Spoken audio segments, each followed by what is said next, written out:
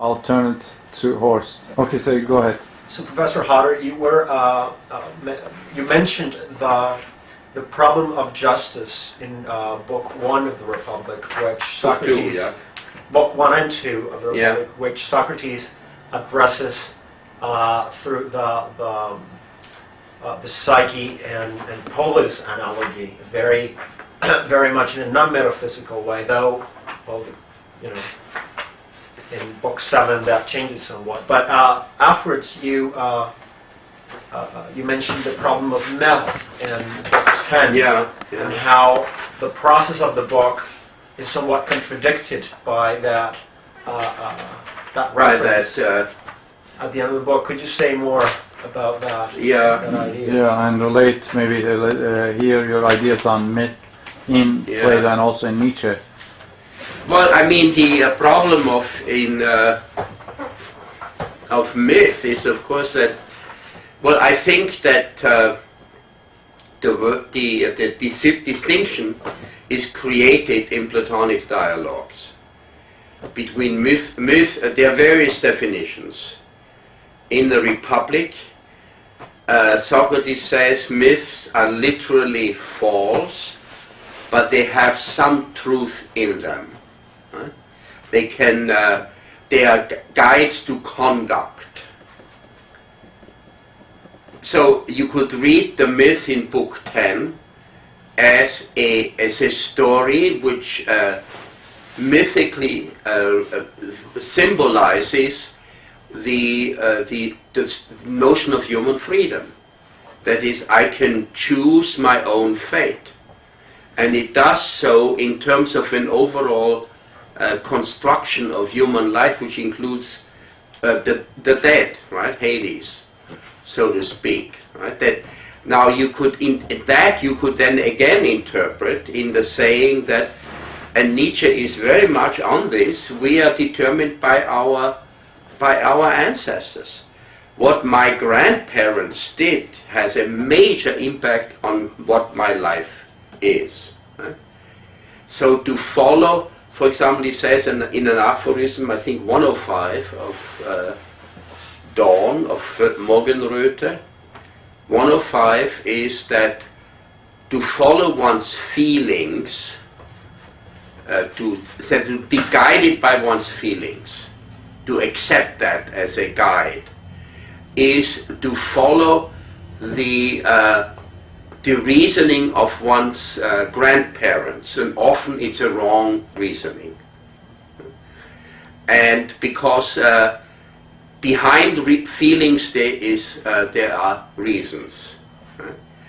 Now it's the problem is, of course, that we can't help being guided by feelings. The only chance I think we have is, and it's also Platonic, is that the fact there are conflict among feelings. There is, gone. Anyhow, what was I going saying about the themotics politics? The themotic politics is, I would interpret the spirit as being one of the activations of the spirit is fear and anxiety, and the other one is anger, rage. And the two are in conflict. I may be restrained from expressing my anger by my fear. I'm restrained from acting on my rage by my anxiety. And so that if I understand my emotional configuration, I can play things against each other. And I can try to emphasize, let's say, for example, in on von der menschlichen Klugheit, the chapter at the end, the last two chapters at the end of book part 2 of Zarathustra, talks about how to deal with nasty people. The best thing is to avoid them. Right? Bypass. You bypass them, right? And you can't. So that's I think now the myth. To go back to myth, In the Timaeus, Plato makes a distinction. The Timaeus, the main speaker, in the Timaeus discusses myth as appropriate reasoning applicable to the very distant past, of which we know very little. So, and then at the end of the Timaeus, at the beginning of the Critias, the companion dialogue, the myth of Atlantis is told, which is a very powerful myth. It's a very powerful myth. Now, maybe there never was an island called Atlantis. There probably never was an explosion that sank Atlantis, and only very few Atlanteans escaped. But that's totally irrelevant. What counts about that myth is the description of technological hubris. The Atlanteans brought about their downfall through their own development of technology. To such an extent they were very clever, did a whole lot of things, and then produced this culture which then brought about its own downfall. As a matter of fact, Francis Bacon, the philosopher, understands that myth really well, and in his essay, The Utopian Thing, The New Atlantis, he tries to remedy the situation. So he has a kind of a society which goes full throttle ahead with technology, but technology is contained by the members of the House of Solomon,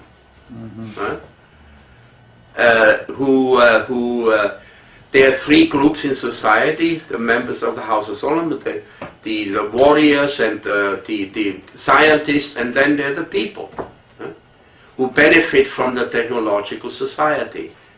Now, and that brings up the fact of rule again. Well, how can you... I think the problem, Heidegger is right, the problem is the control of technology. That means the control of science by philosophers. And that's Nietzsche. Or the myth-making, perhaps. Yeah. But who is the myth-maker for Nietzsche and Plato? Well, I mean, science is based on a myth.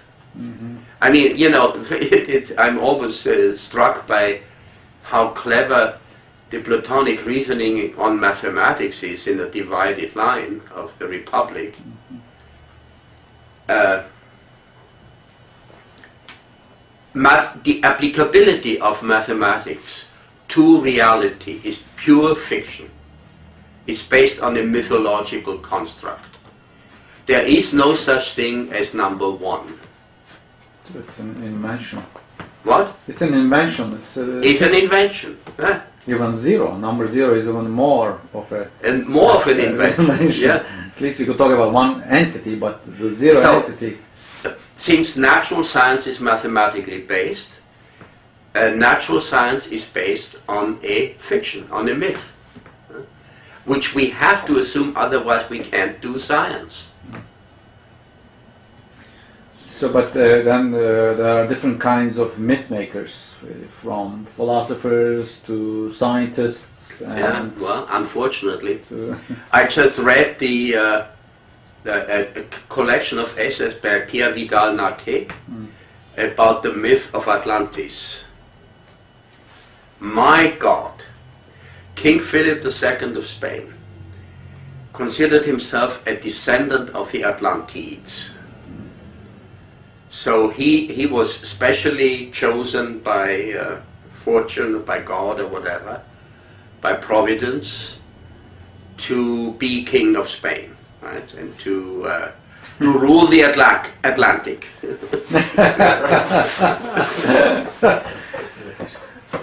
So he acted on that, and then the Nazis had their Atlantis myth. My God, what a thing! The Atlanteans the remnant of Atlantis is the island of Madeira in the Atlantic Ocean. when the Nazis got to power, prominent Nazis would frequently go vacationing on the island of Madeira, because that's what they considered that the original home of the Aryans. Aryan humanity originated in Atlantis, and when Atlantis was destroyed, which was, you know, something that they shouldn't have done, some Atlanteans escaped.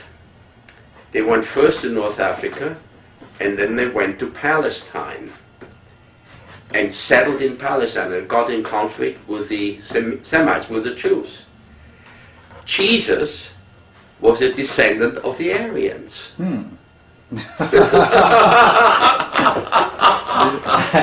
So this is the story invented by the Nazis. By the Nazis, yeah. Ideologues. Nazi ideologues. Yeah. Atlantis. And the Nazis understood about the function of myth, right? You tell this story, and usually what I say, myth is efficacious. Like we tell children about Santa Claus, even though we know Santa Claus doesn't exist, right? But what is the function of Santa Claus? It's a wonderful story. Yeah, right? It works as long as people or kids believe in the story. It has to be, the story has to be efficient, believable, to be a myth. Yeah, but I mean, think of the Atlantis myth, the way the Nazis used it, okay? Here, Germany was defeated in World War I. Germany, the propaganda was that the Germans are the Huns, right? They deserve everything they can get.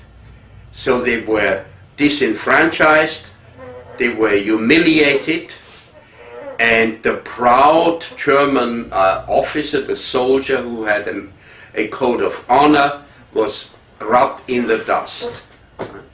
And here along comes Hitler and the Nazis, and they tell them, listen, this is all a contrivance by the Jews.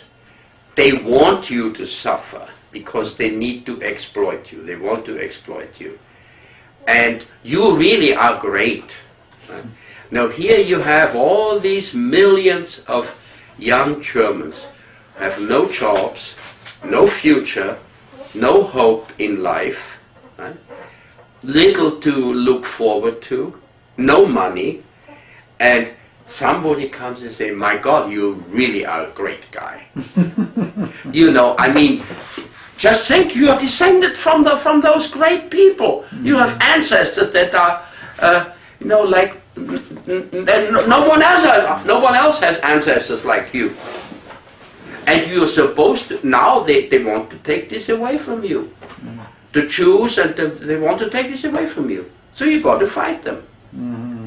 At the same time, every German town, every small German town, has businesses, some of which are owned by Jews. Naturally, the non-Jewish business owners are rivals of those Jewish businesses. So when Hitler comes along and expropriates the Jewish businesses, who profits? The others. Right? The others. Who have been told that they are shit, that they lost the war. Being defeated in war is no fun. Right? Now, of course, it's all myth, right? Because I believe the person responsible for the war was the German Kaiser. That idiot, right? That vainglorious man, whom Nietzsche ordered shot, by the way. He together with all anti-Semites, he ordered him shot. Yeah, in the Warnzettel. But I mean, this Kaiser was a real disaster for Europe and for Germany. For Germany, yeah. Real disaster. And he blamed the Jews for the defeat of Germany. I didn't know that until recently. So why would he blame? Weren't there lots of Jewish soldiers in the army fighting? There were generals in the German army who were Jews. Yeah. There were loyal Jews who were enamored with Germany. Right? So they loved Germany. So why would he? I don't know. It's just stupidity. I think, I don't know who advised him, but he believed that the New York Jews and the London Jews were in league, and even though they had some Jews on their side too, nevertheless the New York Jews and the London Jews had all the money, and they defeated Germany. I said that when my last visit in Austria, I said it at a party with old classmates of mine, and they all agreed. They all said, yeah, that's true. So they still believe. Yeah, they believe it. That, yeah. And then I said, look, but they had Jewish soldiers who died fighting for Germany. They had Jewish officers who were loyal to Germany. Yes, well, of course, some Jews. But you see, so here, but no, if you analyze this, then the myth of anti-Semitism, it's 2,000 years old, right? The Jews were the Christ killers. Yeah, that's one myth. Yeah. That they forget that Christ himself is Jewish. But how that fall into? Well, he was Aryan, really.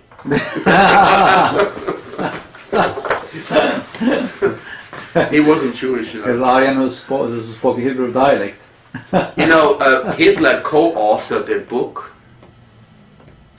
I forget the guy with whom he did it, before Mein Kampf. It's called A History of Bolshevism from Moses to Lenin. Where he argues the first Bolshevik was Moses. And Moses organized the Egyptian rabble and turned it into the Jewish people. He led the Egyptian rabble out of Egypt. And Lenin then did the same thing 2,500 years or so later. Yeah, but I mean,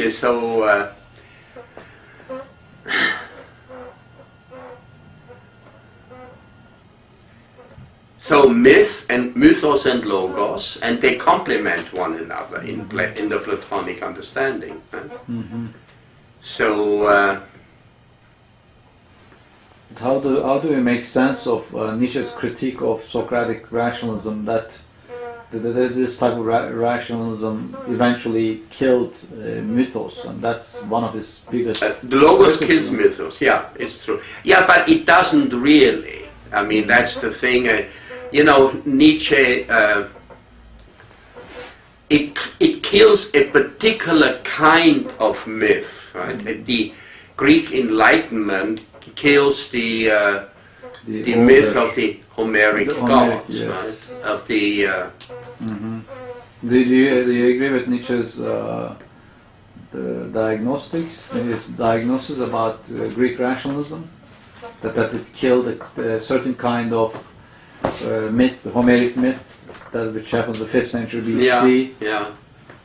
And I mean, and where do you place Socrates in relation to that, the death of the Homeric myth? Well, I mean, Socrates, if you read the dialogue Euthyphro, Socrates is a devout person. Well, I don't think Socrates was ever in any way I think one of the books that I'm very much impressed by. I read this book recently, the Bantam. Yeah, you could show that also, a little bit lower, a little bit, this way. I have I used to have a Greek, a French translation of it. And is it possible to close the curtains? I come. Yeah, please, yeah. A French translation of it with a preface by Pierre Hadot. Yes, yeah, that's good. Thank you. Yeah. Preface by Pierre Hadot. That's very good. I have it, however, in France. That's a really good book, by the way. Yes. I've seen the French edition. But Socrates on the surface is, yes, he always keeps saying in an apology that he actually believes in Apollo, so his whole philosophical activity is based on Apollo's calling, but his whole activity this rational examination of everything, Yeah. including myth. Because for Nietzsche, you cannot really understand myths rationally. Myth is not necessarily a rational sort of product of rationality. Myth is storytelling. It's like fantastic stories, fables. In a way. So this kind of rational examination is what destroys the myth, not necessarily one's confirmation that one believes in the myth or the gods and their stories. Mm. So I don't know if you... I don't know if, you see, the whole distinction doesn't collapse on the basis of Nietzsche's critique of truth. Mm-hmm. I mean, if there is no such thing as true sentences about anything in the world, then what do you do with them with the rational critique? The rational critique then turns out to be a pitiful device to establish some kind of certainty in an uncertain world.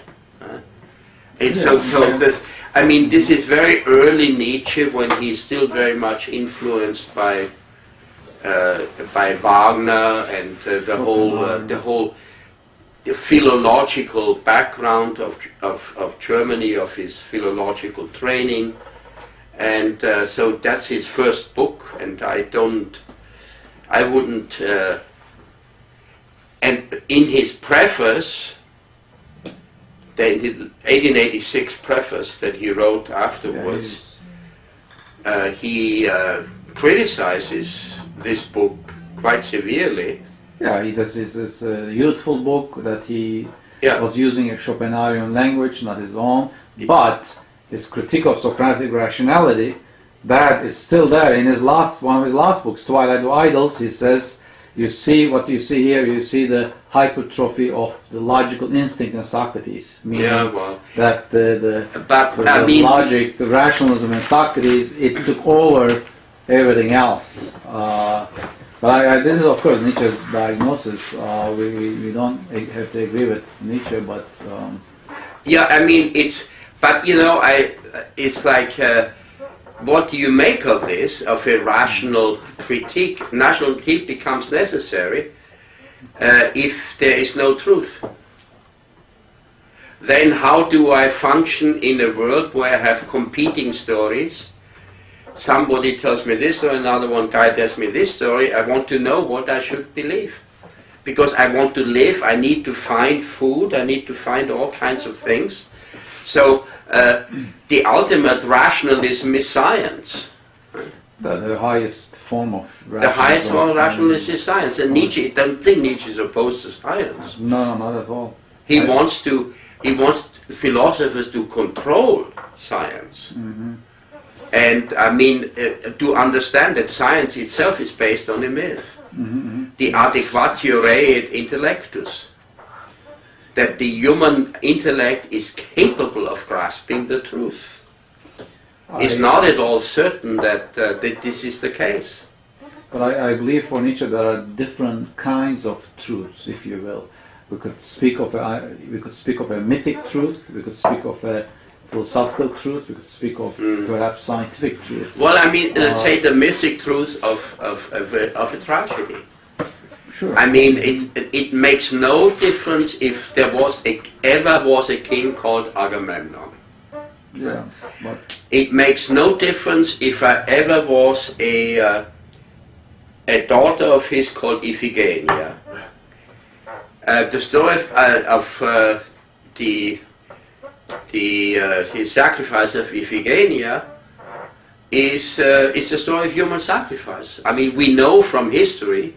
It's simply a poetic version of presenting this,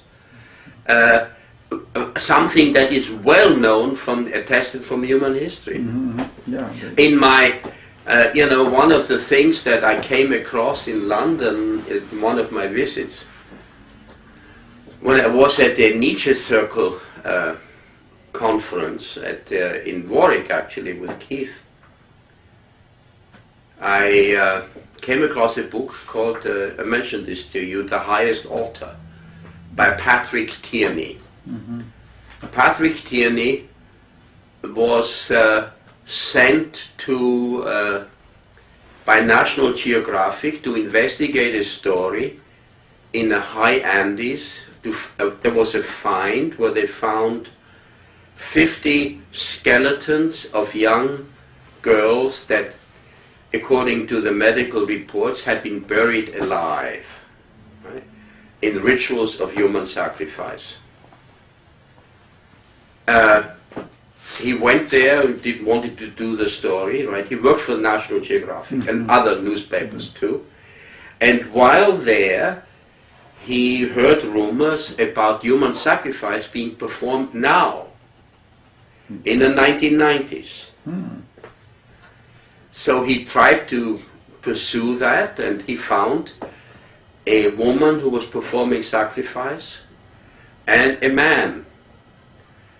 They were, both of them considered as Christians, and they had no problems reconciling the fact that they were killing people in gruesome ways with the fact of being Christian. Well, because after all, Jesus was killed in a gruesome way, so they are good Christians, right? They are just, and they were doing this in the service of cocaine barons who were performing, who were paying for these rituals in order to show their power in the community there, because they needed the support. In what country is this happening in?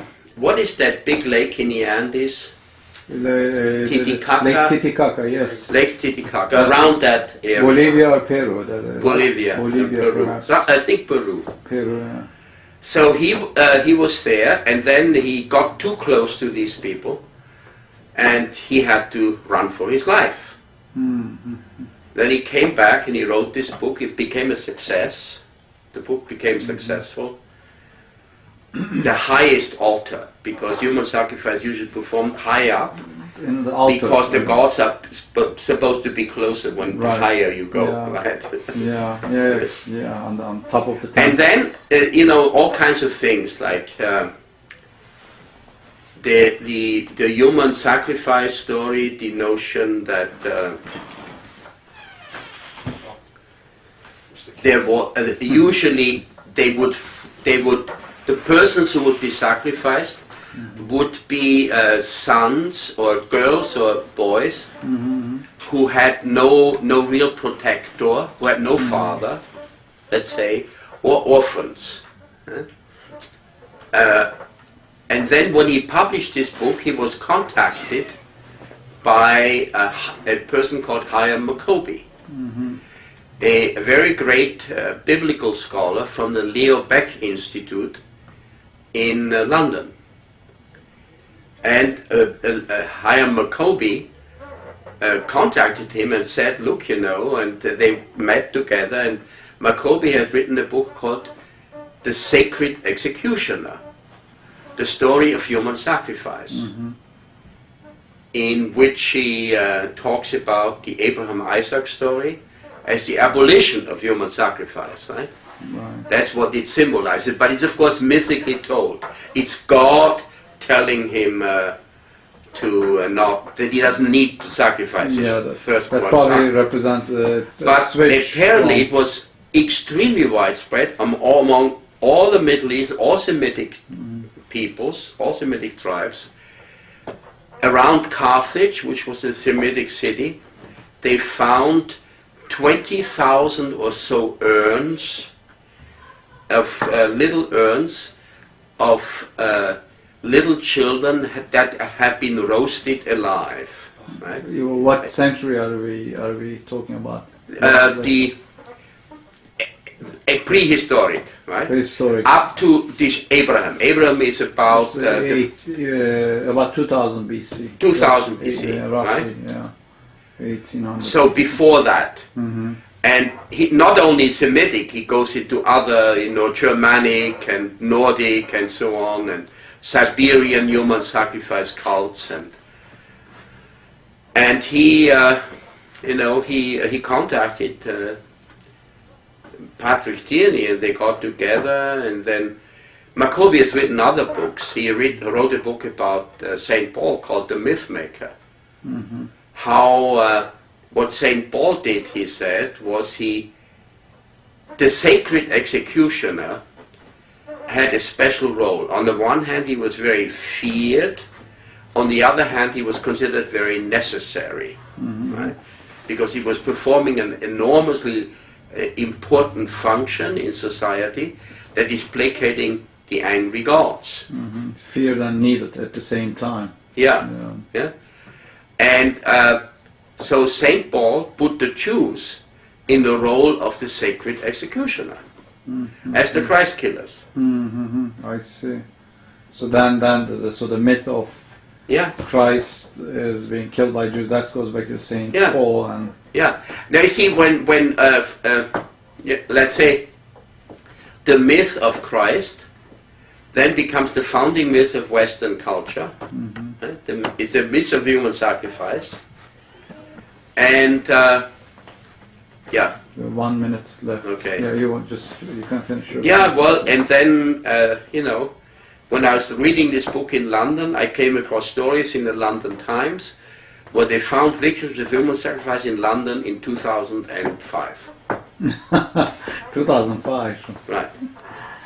All right. On that note, I guess we'll end our session now. Thank you again, and we also have another special guest. So you want to say meow? What's her name? Polly. Polly. Okay. Hi, Polly. Okay. All right. Let's. She has come to say hi. Yes.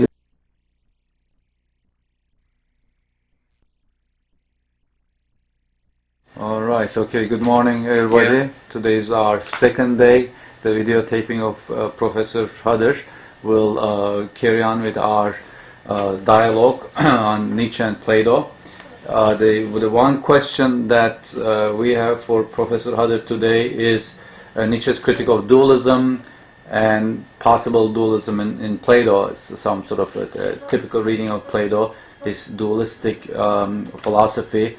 One would assume that Plato too is subject to Nietzsche's critique of dualism, but there's also a passage in the Nahlas from Nietzsche.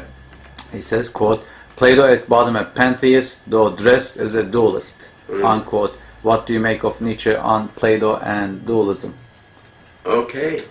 Well, you see, I agree with Nietzsche's critique of dualism, but I am very doubtful about the attribution of dualism to Plato.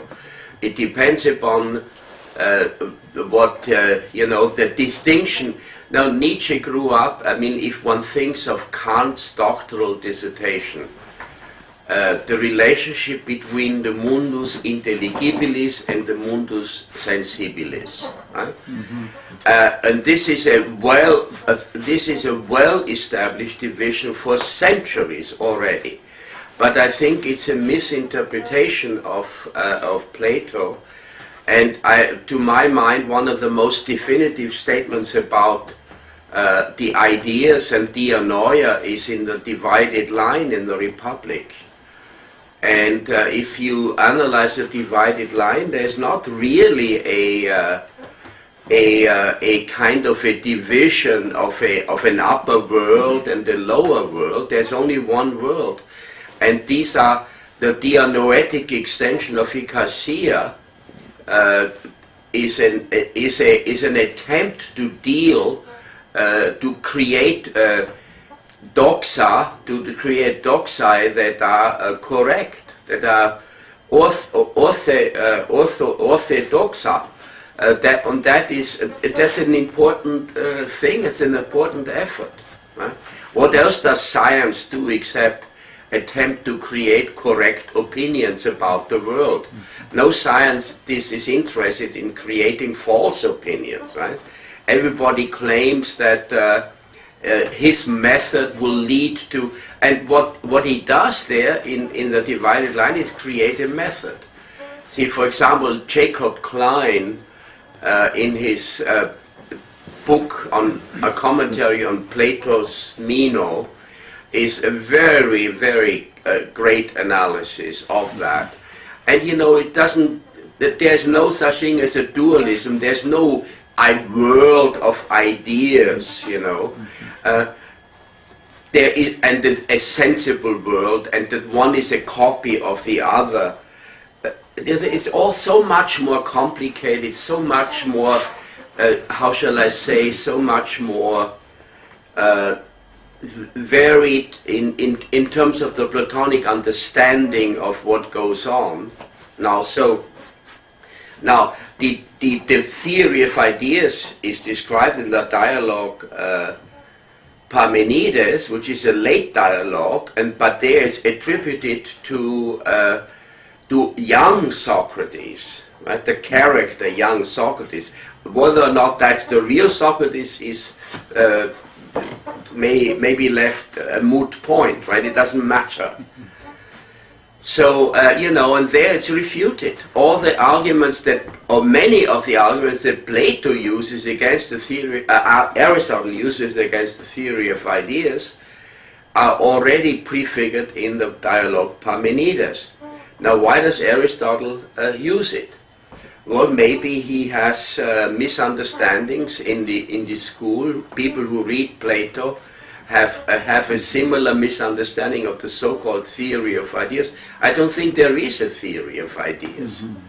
There is nothing what we would call a theory in this sense, but even though for centuries this has been the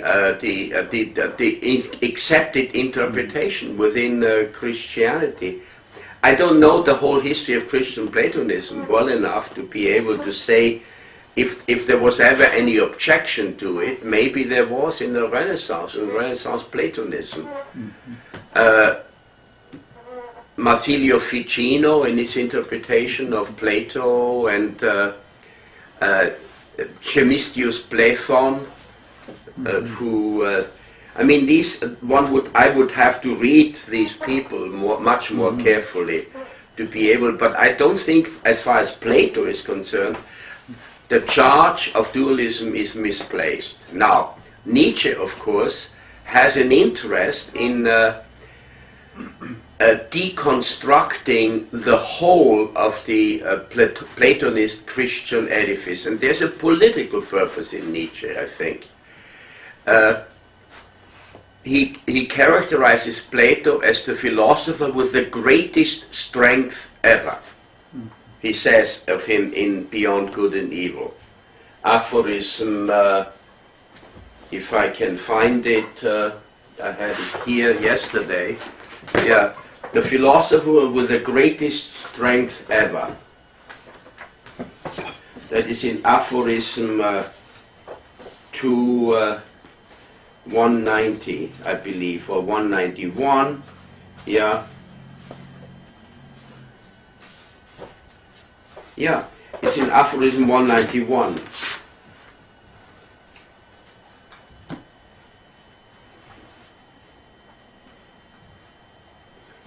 Could you read the passage? Yeah.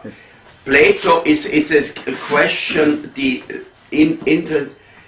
ancient theological problem of faith and knowledge, or more clearly of instinct and reason. In other words, the question, what is being discussed there. And then Plato, the last paragraph is, Plato, more innocent in such matters and lacking the understanding of the plebeian, wanted to employ all his strength, the greatest strength any philosopher so far has had at his disposal, to prove to himself that reason and instinct of themselves tend toward one goal, the good, right? God. And since Plato, all theologians and philosophers are on the same track. Okay, so I mean, you could argue that what Plato is doing is creating a political order. He's creating a kind of a structure. I mean, I would follow Heidegger here, that is the origin of science is in the Platonic dialogues. That Plato functions with two models of truth. Truth as aletheia, as that which is unhidden, and truth as idea. as idea, right? But Plato knew the distinction between the two and suggests the idea as the foundation of sciences, of technological science. And Nietzsche is right that ever since then, all the theologians and philosophers have been on the same track. It's a question of developing a science, right? And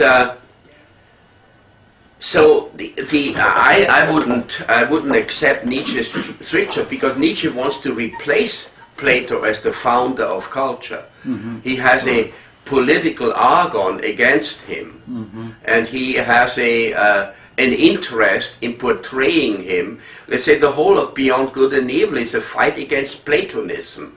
But he also says at the very beginning in the preface that the fight against Platonism has created a tension of the spirit with which one can aim very far and achieve great things. Mm-hmm. And this is what he is engaged in doing, in fight against Platonism, exploiting this tension of the spirit, which is in the European mind, and then using it for creative purposes, creating a new culture which is loyal to the earth. Mm-hmm. Right?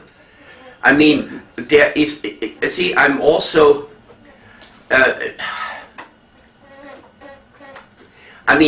Let's say Gadamer, who has read a lot of Nietzsche and read a lot of Plato, and in his analysis of Plato's understanding of pleasure in the Philebus, it makes perfect sense.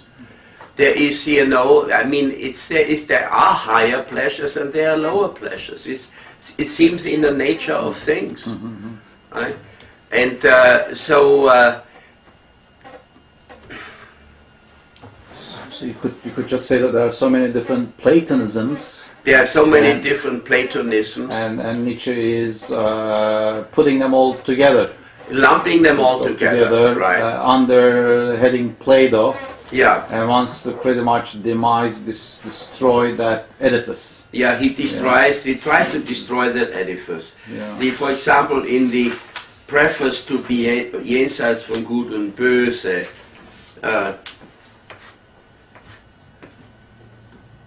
the dogmatist philosophy was, let us hope, only a promise across millennia,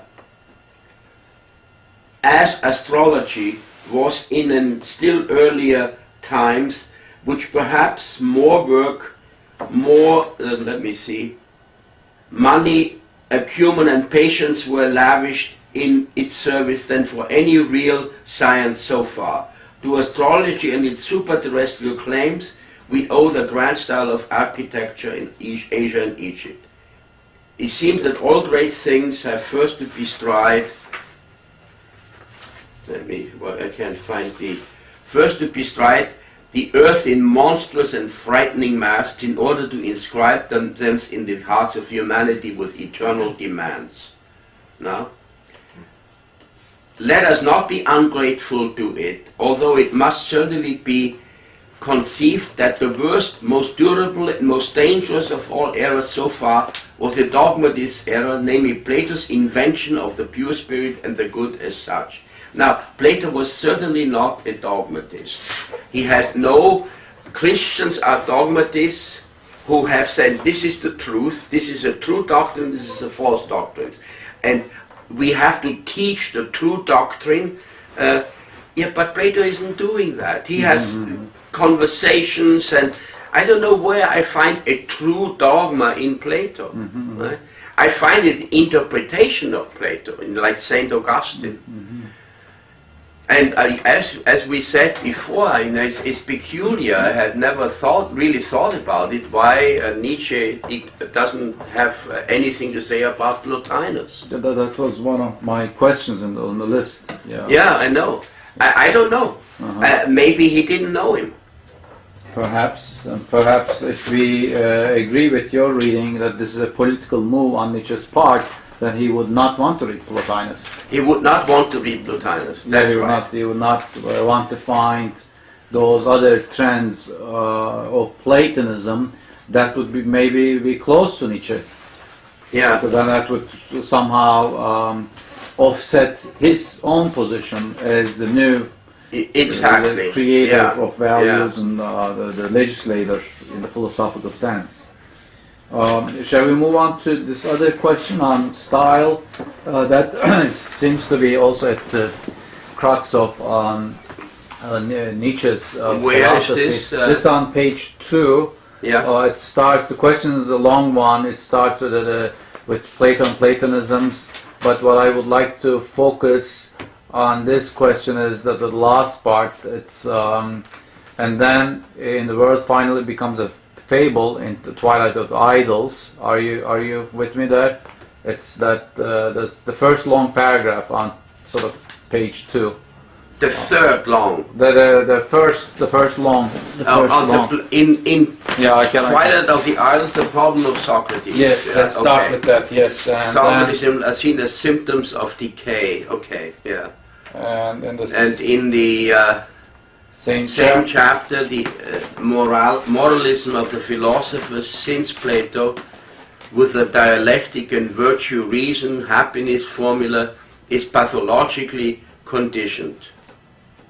Well, I can see that, I completely agree that if I think of Christians in the 19th century, or if I think of what this makes me think of when I read this, is the priests that I have known in my Catholic education.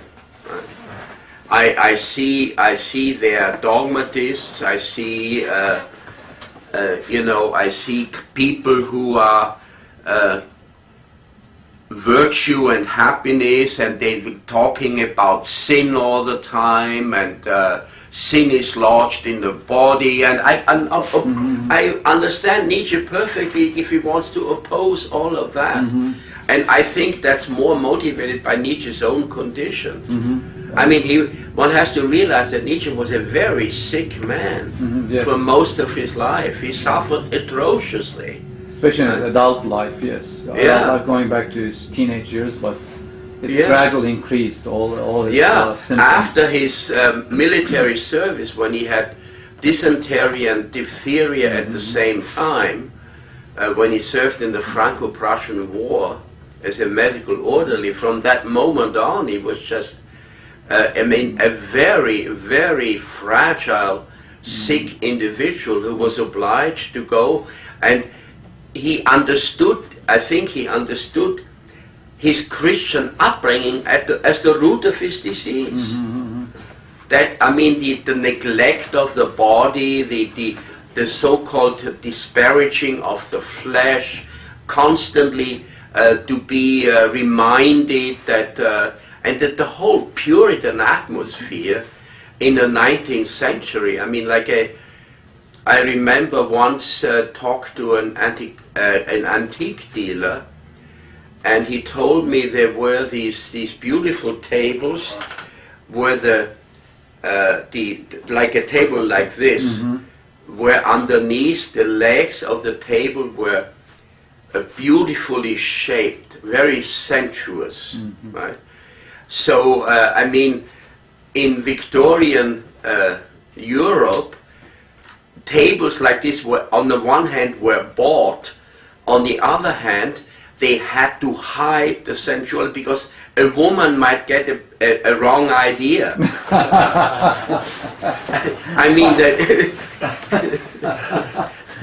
So, the total suppression of this, even going to the ridiculous extent of downplaying an object like a table, first to build it in such a way that it arouses sensuality, and then to try to hide the sensuality.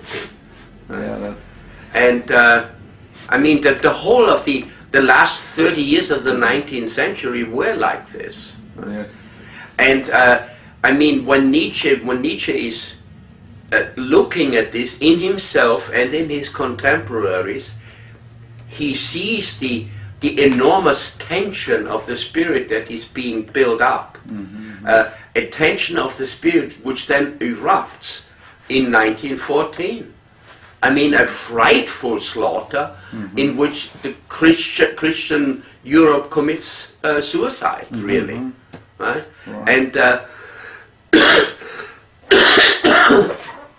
and that tension of the spirit, you know, that eruption of aggression and this whole thing, Nietzsche foresees it. Yes. And he in a way he wants to sort of to prognosticate it and maybe even speed up its coming a bit. And because he says there will be wars like there have never been wars before, right? And so he sees that out of the tension of the spirit that has been created, and the whole disintegration of culture into nihilism. To my mind, for example, both Stalin and Hitler are Christian figures. Yeah, and nihilistic at the same time. Yes. And nihilism is the outgrowth of Christianity, yes, Christian dualism. Yeah. So, Hitler, I think, is very much coming out of the Catholic tradition. There was a professor at Concordia, Lionel Rothkrug, a historian, who did research on the voting patterns in Germany when in the 1920s and early 30s, before Hitler came to power, where he wanted to see what was the spontaneous, when votes were still free, what was the spontaneous vote for the Nazis? Where was it strong and where was it weak? Right? And what he found was that wherever there was a strongly established cult of the Virgin Mary, the vote for the Nazis was very strong. And where there was not a vote, a cult of the Virgin Mary, it wasn't. Now that makes sense. You could say, well, one of the things that is the myth that has been perpetuated, the Jews are the Christ killers. So the Virgin Mary, the Jews killed her son, and so the anti-Semitism was certainly at the forefront of the Nazi message. Yes. Right? And so I see that as simply a late Christian nihilistic movement, an ideology that tries to, and at the same time it has an interpretation of history which is very similar to the Christian interpretation. There's a beginning, there's an end time, and there's a final struggle, which now Hitler is waging. And I see the same thing in Stalin. I don't think Stalin, it's an accident, Stalin was a seminarian. And so many of these leaders were strongly rooted in the Christian tradition and were secularized. Yeah. So I see, Nietzsche, I think, see him responding to the crisis, to the disease of Europe, which he sees, and he tries to diagnose. To me, the most fruitful perspective of Nietzsche is that he has a Hippocratic perspective, that he's a therapist of culture who has a diagnosis, and his attack on Platonic dualism is part of his diagnosis. It's sort of like looking at the disease. Well, this is what the origin of the disease is. Is the rejection of the earth, rejection of the body, hence the numerous references in Zarathustra, be loyal to the earth. Right. The whole emphasis on the body, the whole emphasis on the animal, repatriating the animal. And he says that in Beyond Good and Evil, that is, he wants to renaturalize, to awaken again the terrible basic text of Homo Natura. And it's significant that it's called the terrible basic text, and Kaufmann doesn't translate this. Kaufmann doesn't translate the word terrible. It's just the basic text of Homo Natura. And many translators don't translate this, right? So they see something there, they're afraid. And rightly so. I mean, the 20th century, what Nietzsche foresaw was frightening, frightful, Yes. was terrible, right? Yeah. And it's a crisis that we are not through yet. I don't know if we will survive as a species. It could very well be that we won't. I think a lot will depend upon what Islam does, what happens within the Muslim world, how that, and I think I'm very impressed by the interpretation of Nietzsche given by Muslim thinkers, like Sayyid Qutb, the founder of, in his book Milestones. Like, he studied in the United States, he read Nietzsche, and he understood that Nietzsche was talking about a diagnosis of the disintegration of Christian culture. So his commentary on the Quran attempts to avoid for the Muslim world what he sees happening in the Christian world. But many of the things Nietzsche says about Christianity would apply to Islam as well. Oh, of course they would, right? To all three Abrahamic religions, right? And they all, I mean, the fact is that, Judaism, Christianity, Islam, they're all in the same boat. Yeah, I would say they despise the animal, they despise the body. And there's one true God. Yeah, right. They have the one true God. And all the dogmas associated with that one true. Everything is associated with the one true God. So you introduce it. It's a tremendous claim of power. Yes. Claim to power. It's a will to power. If I say I have the true God, what does he say in Zarathustra? That the one true God is so phrased so very well in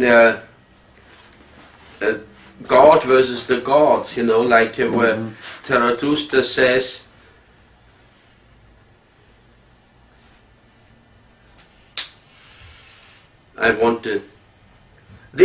then there was no more twilight death, that is a lie. Rather one day they laughed themselves to death, that is the gods. For with the old God's things came to an end long ago, and that happened when the most godless words issued from a God himself. The words, there is one God, thou shalt have no other gods before me. Right? An old wrath-beard of a God, most jealous, forgot himself thus. And thereupon all the gods laughed and rocked on their chairs and shouted, is just this not godliness, that there are gods but no God? He that has ears, let him hear. Right? So this to me announces a rebirth of the divine, but a justification of the divine, but an attack on the Abrahamic God. Recently I read a book by Jan Assmann, who is an Egyptologist, and he talks about, the book is called The Mosaic, Moses the Egyptian, and he talks about the Mosaic distinction. And he says that once you introduce the idea that there is one true God and all the others are false, it's inherently aggressive, right? Sure. Because then the adherents of the one true God can only persecute all the others who don't accept the one truth. And this is the same thing as the one truth. Nietzsche questions the whole idea of the truth, right? So based on this, would you say that Nietzsche favors polytheism, perhaps? Although he says all gods are dead, but many of his criticism of monotheism or monotheistic religions would not perhaps apply to polytheistic religions. No, they wouldn't, right? Because, and the idea of having something higher for human beings is a very important thing. Right? I mean, I'm sort of impressed by Voegelin's interpretation of Plato. That's one of the fundamental distinctions of the anthropology of Plato is based on the notion of the metaxy, that human beings are in between animals and something higher. And that's Nietzsche says the same thing. Nietzsche says the same thing. For example, Christa Acambora in quotes Human All Too Human, an aphorism in Human All Too Human, where Nietzsche talks about morality as creating the super animal, and we are now halfway there, we have to go further. Right? So that requires some kind of populating of the other side of the metaxy. Yeah, except for Nietzsche, there are no more gods, the Übermensch. Yeah. The higher human beings. The Übermensch, right? Supposed to be godly somehow. Yeah. But we are running out of time. Yeah. On this, we have maybe 3-4 minutes. Anything to add to well, I this mean, discussion? and I'm very impressed also by the whole notion of where Nietzsche got the idea of the Übermensch. The Übermensch, the first Übermensch was Jesus. That was it's created by Montanus, whose doctrine was condemned as the Montanist heresy. Montanus was a preacher who went around preaching with two women, Priscilla, I forget what the other one was called, and they had huge audiences, and they would begin by going into silence, and then they would jump and shout like modern evangelical preachers. And they were talking the teaching of the Übermensch. Jesus was not God, but Jesus was a higher human being. And they coined the term Übermensch, Hyperanthropos. What's the name of this prophet or religious man again? Montanus. The Montanist heresy. 1st century AD was that? 2nd century. 2nd century AD. 116 to 180, something like this. Yeah, that's right. That's the origin of the term. But the Greeks also looked up at their heroes as kind of overhuman. Yeah, that's right. Although the term was not coined. And Lucian of Samosata then uses it in a. I had the Kata Blues, the downward journey here. Maybe I put it back with my Lucian here, but I can't find it now. But it doesn't matter. You know, Lucian in his uses the term Übermensch to designate a tyrant. Tyrant. A tyrant, right? And tyrant, Tyrannos. Yeah. It means it's a Lydian word apparently originally. Yeah. I can't remember now what its meaning. A Lydian word, yeah. It's a Lydian word, but its origin I can't remember now. Yeah. It meant something. But anyway, for the ancient Greeks, the Homeric Greeks, their heroes were kind of overhumanly, and that's right. Yeah. They were looked up as higher beings, higher types. But we are going to end this session because we're almost out of time. We thank you again, Professor Hader, for this session, and we'll end.